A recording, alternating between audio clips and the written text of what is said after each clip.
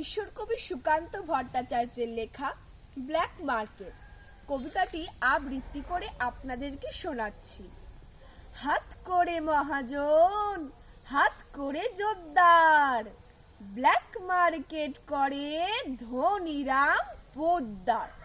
গরিব চাষিকে মেরে হাতখানা পাকালো, বালিগঞ্জেতে বাড়ি খান ছয় হাঁকালো।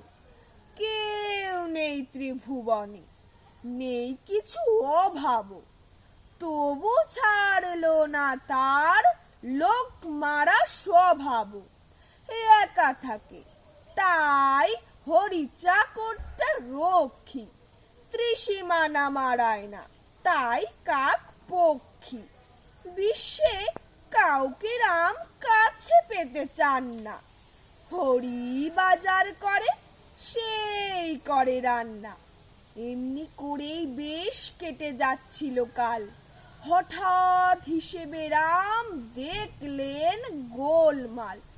বললেন চাকরকে, কি রে বেটা, কি ব্যাপার, এত টাকা লাগে কেন বাজারেতে রোজকার?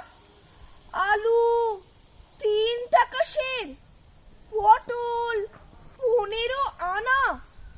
ভেবেছিস বাজারের কিছু বুঝি নেই জানা? রোজ রোজ চুরি তোর, হতভাগা বজ্জাত, হাসছিস? এক্ষুনি ভেঙে দেব সব দাঁত। খানিকটা চুপ করে বলল চাকর হরি, আপনারই দেখা দেখি ব্ল্যাক মার্কেট করি। নমস্কার।